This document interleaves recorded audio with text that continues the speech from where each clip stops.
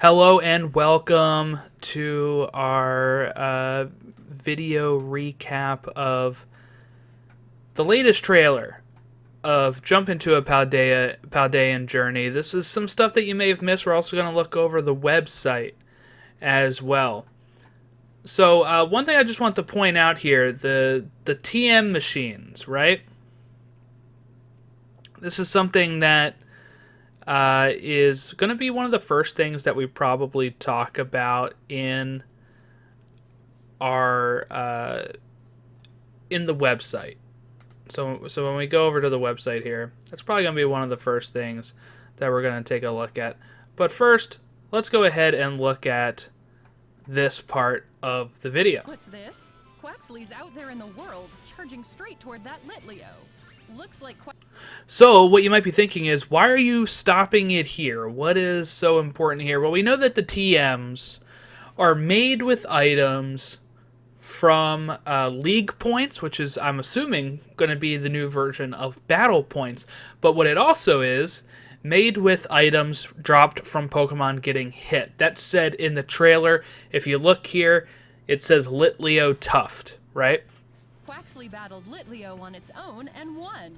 That's because the trainer gave Quaxly the Let's watch it again here. Using Let's Go will send your lead Pokemon out onto the More field to Litleo battle. Tuft. If a Pokemon gets sent out toward an item, it'll go pick it up. Now, what it also looks like is if it's a new TM you never had before, like Swift, right? In the top right corner, it says the list of TMs that you can make at the TM machine has been updated. So that's what it's kind of basing itself off of here, it looks like, is you... Maybe there's a way to still do it without it. I haven't read the website yet. We're going to read that together. But I think what I'm looking at when I'm reading this here is, all right, I just got Swift. Now I can go make it at the TM machine. So that way it's not just, you know, it's a one-time use again. That's the thing that we're learning from this. But what made me realize, oh, the Litleo Tufts are going to have something to do with this, right? Is because it says in the part where you're making TMs that, well, I'll let her explain. Now, let's check in on another trainer. How's her adventure going? Aha! She's using the TM... All right, let's pause it. So now you see League Points, right? 800 League Points. Our trainer up here has 5,000 League Points. Let me try to get that to go away. I guess it's not going to go away right now. 5,000 League Points. It's going to cost 800 League Points to make this one, which is Aerial Ace. But it also says you need a Starly Feather and a Fletchling Feather. So I'm assuming some sort of fire move, you might need to get a Litleo Tuft, right?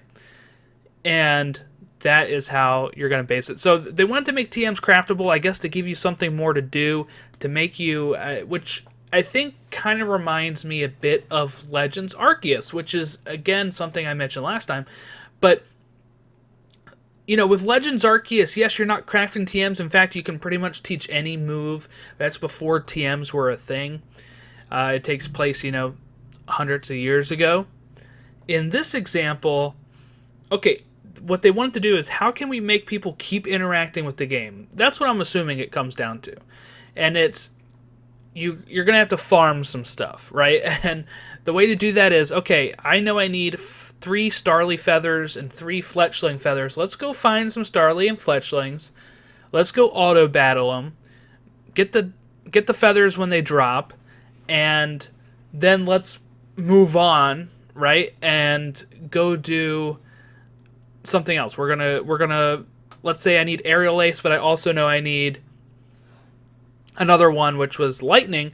It had a Shinx thing, right? Like I think it was a Shinx thing further back in here. This one, Snom, Snoverberries, right? For Icy Wind. So there's going to be ways to pretty much like grind these if you need them.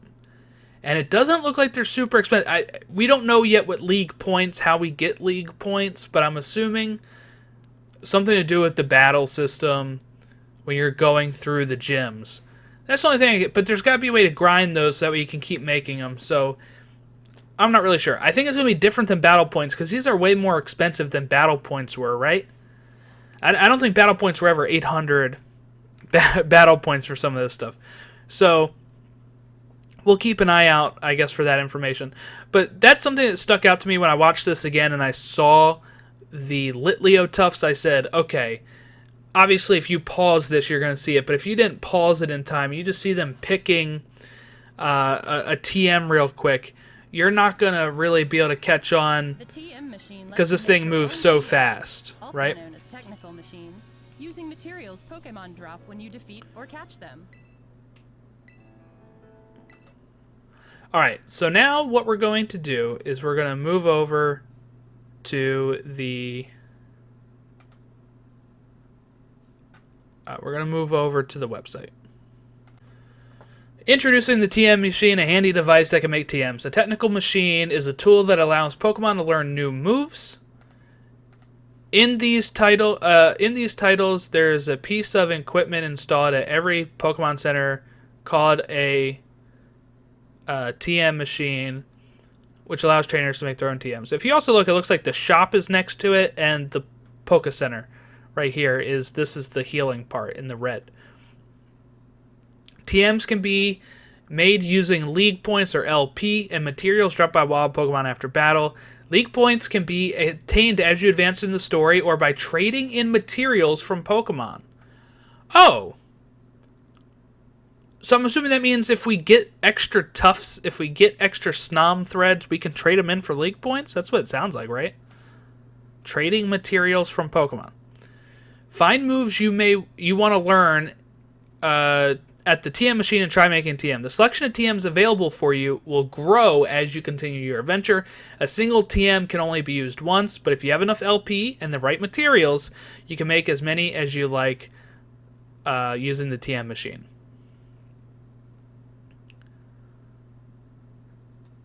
Oh, that's all it tells us. But you can see this one, you don't know what you're supposed to get. 3 of what? It says question mark. This is for Psychic. So I guess maybe at that point you haven't run into the right Pokemon that you have to defeat to get those. So that's going to be something to look out for as well on how this is going to continue the journey onward. Now let's talk about the camera, because this is one of my favorite parts of the trailer is the selfie mode. If you've watched any of my Disney Dreamlight Valley videos recently, you all know I like taking selfies with Donald Duck, Mickey Mouse, all the characters that are in Disney Dreamlight Valley. And now I get to do that with my Pokemon and make it a profile picture. Sign me up. The Profile app is where you can see what you've achieved during your adventure, such as how many badges you've gathered, how far along you are completing the Pokedex, and even the number of sandwich recipes you've discovered. It also shows the Pokemon you're currently traveling with, and you can set a profile picture using just the right combination of outfits, hairstyles, poses, and filters as well. By selecting Hide Info from your adventure records, you can view your profile picture in its entirety. Oh, okay. So you just click, Hide Info with the minus button, and you get to see all of that without your adventure records going on it. But that's really cool. They don't have a lot about it, but the video just made it look really, really cool. Do I have it here? Yeah. Like this. That's so cool.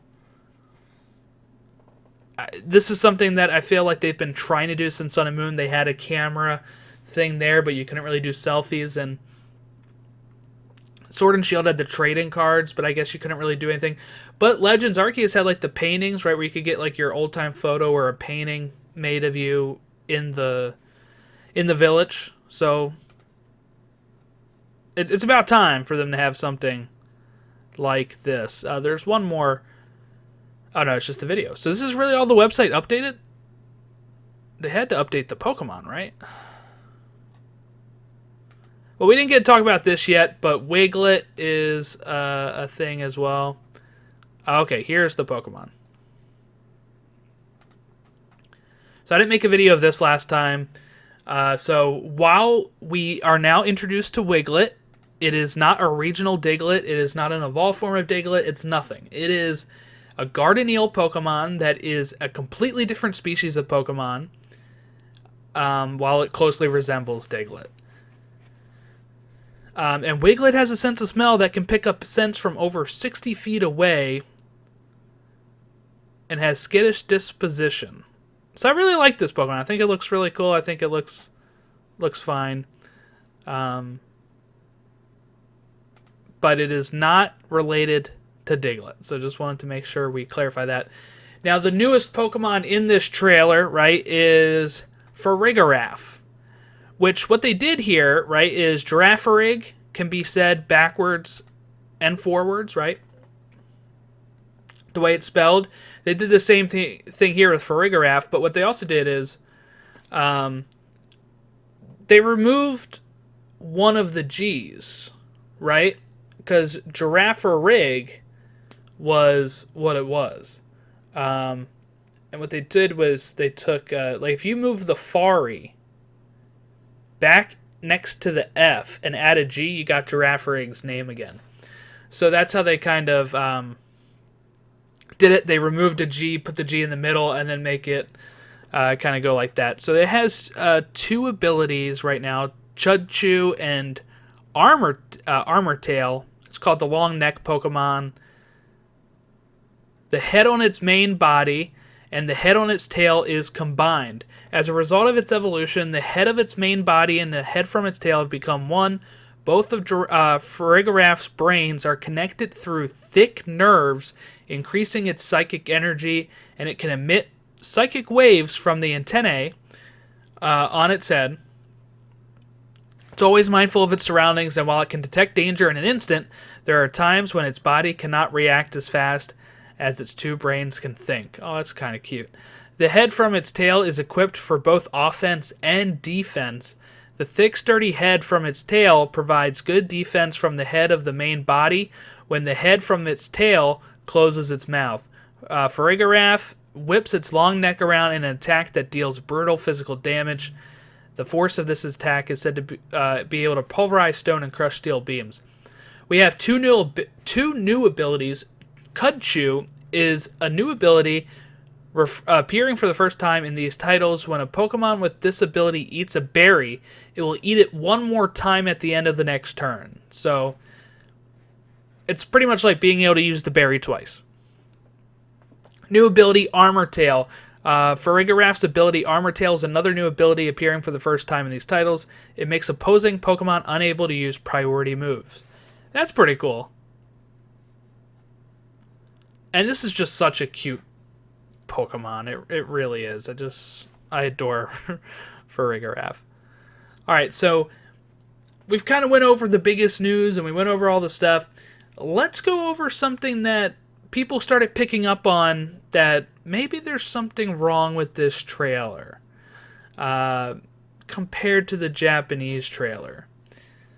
So if they haven't made the change yet, and I don't think they have. I don't think they've edited this. They accidentally revealed some new Pokemon. And I'm trying to figure out where exactly it was on here. Oh, one thing I want to talk about too before we get there is this, the wild terastallizing Pokemon. What is very interesting about this is the way it's kind of just sitting there away from everything. But I've seen some people compare it kind of to the Brilliant Pokemon with the aura around it while you're hunting around in Sword and Shield. I don't know if this is really the same thing. It serves a whole different purpose. I'm not sure if they're going to be as frequent as Brilliant Pokemon. But it is interesting how this one, I don't know if they're all going to just be sitting away from each other like that, or could it potentially be walking around? I guess we don't really know. But that is a wild terastallization Pokemon. Okay, so this is something people have been pointing out. Let me just press play real quick. And town of Artisan next. It looks all right, like it's one already big disappeared park. before. Okay, let's rewind here. You can see photos of Pokemon as well as information about them, so you can get to know them even better. All right, so here it is, bottom right corner. All right. looks like one big park. So here it is, right? This is what people have been pointing out. Does not appear in the Japanese trailer, but does appear here in the US version. I'm not sure if it's in the UK version. I assume so.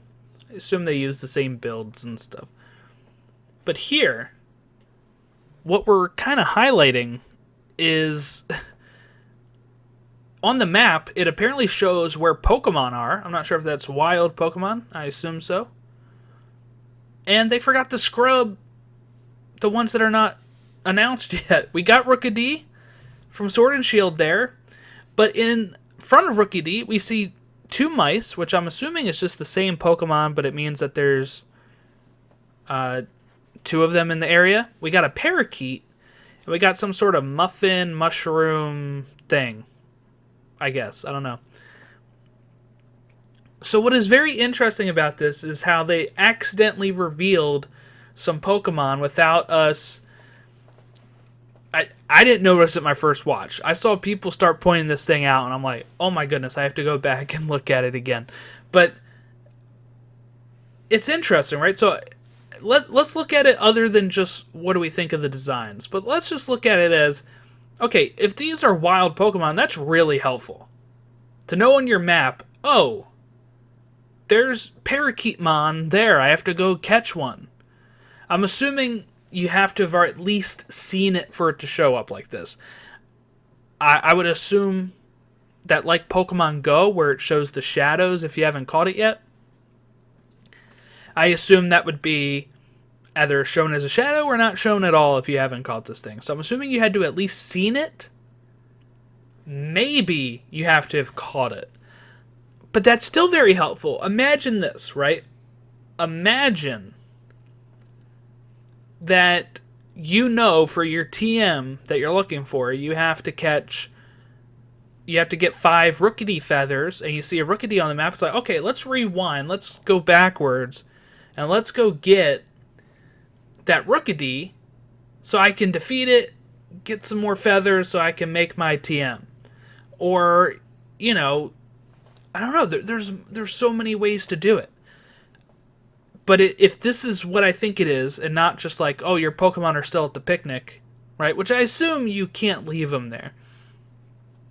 So I do assume you can only have one out at a time, as we see walking around. So I do assume that maybe, just maybe, this means that it'll tell you, oh, this Pokemon is in the wild right here. Now, does it mean it spawned? I hope so. I hope it's not just like, oh, you can find this Pokemon here. And I think the mice make me think it means spawning. Like, because the mouse looks the same each way. So I'm thinking that means it's not just like, oh, you can find both of these mouse Pokemon here. I think there's 2 of that mouse Pokemon spawned here. Go get it. And that can be very helpful if this is indeed the way it's going to be used going forward. This is like a quality of life feature that we are like, oh, we know that there's a Pokemon there I need. Whether it's for TMs, whether if it's for trading or you're just shiny hunting it. Oh, what could this do for shiny hunting if you know that Pokemon is spawning there and it tells you like, oh, turn around, there's a Parakeetmon there and you're shiny hunting it. Because, you know, that might be a really good shiny. If it's green right now, I'm thinking that maybe it's like going to be a blue or a red. Like there could be some really good shinies with the Parakeetmon there. So that is a way that we can look at this and say, going forward, this will be really, really awesome if this is what I think it is. Remains to be seen if it is what I think it is. Now, something that I'm going to show here with the picnic that, of course, we did notice. Well, one, with the Goomy, right? This is very reminiscent. I'm not sure if they did this in Sword and Shield. I don't remember cleaning them. This is very reminiscent of like the Pokemon, like what is it, Ami in Gen 6 and Gen 7, where you could interact and clean off your Pokemon after battles or in the spare time. So that is something that I think is very interesting that they brought back. I don't remember it being in Sword and Shield. I didn't really camp in Sword and Shield that much, but I don't remember being able to clean them off. And then there's this moment, which I'm going to reference some leaks or, you know, look at this. All right, you peek inside the basket. Oh, wow. There's an egg inside. Do you want to take it? So one thing that I've read is that they might be removing breeding, the standard way of breeding, putting Pokemon in a Pokemon nursery and then going around and doing that. Is that true? I don't know, but what they had said in that leak is that there's other ways to obtain eggs, and this is a different way to obtain an egg. So it makes me think that maybe there's some credence to that leak. I don't know. I hope they don't remove breeding, because I do like breeding. I don't know how often you'd be able to get an egg from this basket here, if that's the case, if that's the only way to get eggs. Or maybe this is one of a few ways to get eggs. But if they were going to make a big overall change to the way eggs work with breeding, I would assume that they would want to be more upfront with it than just, oh, we briefly mentioned in this video, and then when the game comes out, you're like, oh, I can't just like breed a Pokemon. You think they'd be like, oh, we're revamping it, and here's a new way to get eggs. So maybe this is, you can still breed, but you also get an egg from this. I don't know. Just something to think about. But and I wonder if there's an egg inside this basket here. Is it from one of our Pokemon? Or is it a chance to be something completely random?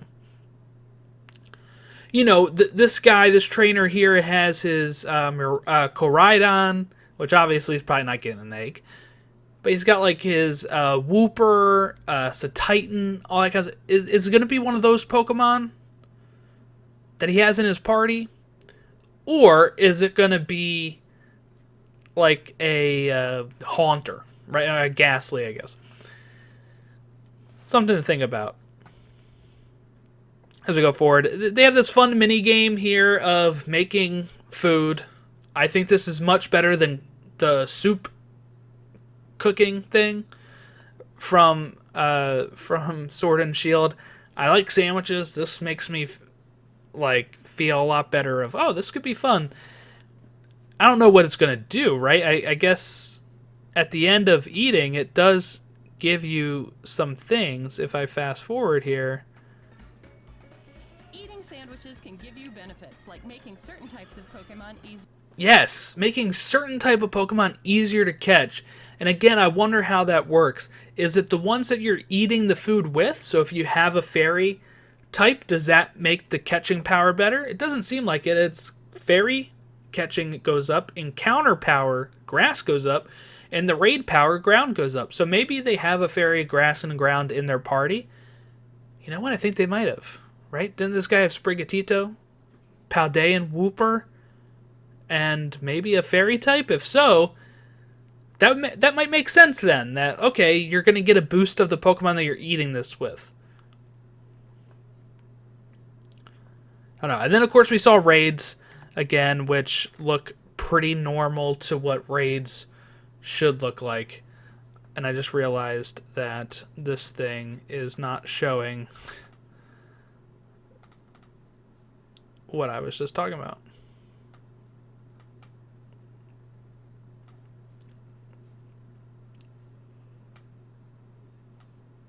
Okay. So here, catching power fairy, encounter power grass, raid power ground.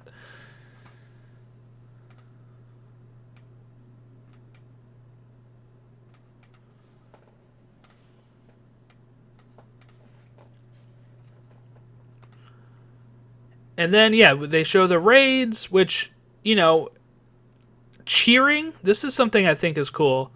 I don't think it does anything in the old games, in Sword and Shield. It's all about teamwork.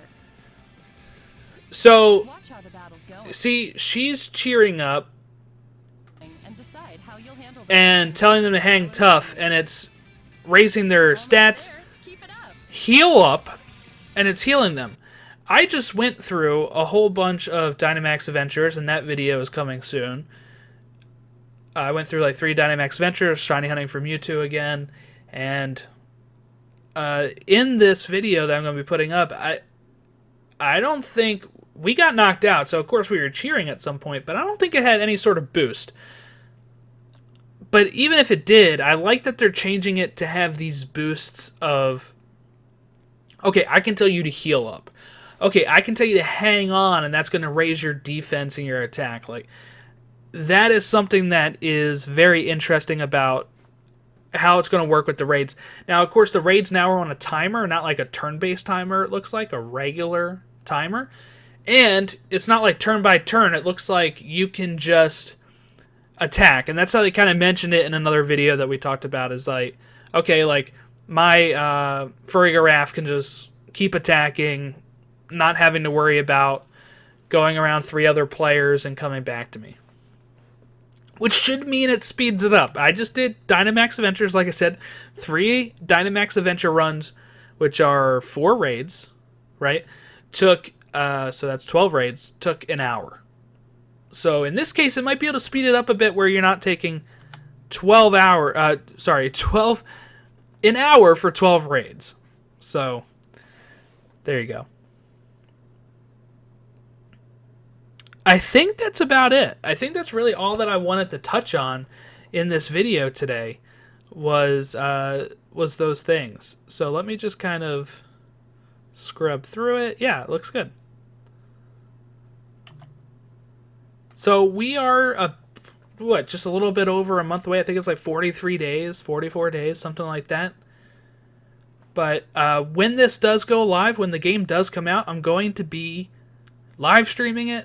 I'm going to be putting videos on it on YouTube, so make sure you're following us on Twitch and YouTube. Subscribe to us, like it, comment on our stuff. Let me know what you think. I'm really excited for these games, and I think what I saw today just makes me even a little bit more excited than I already was, and I was already really excited. So I hope everyone has a great rest of their week, and we'll catch you next time.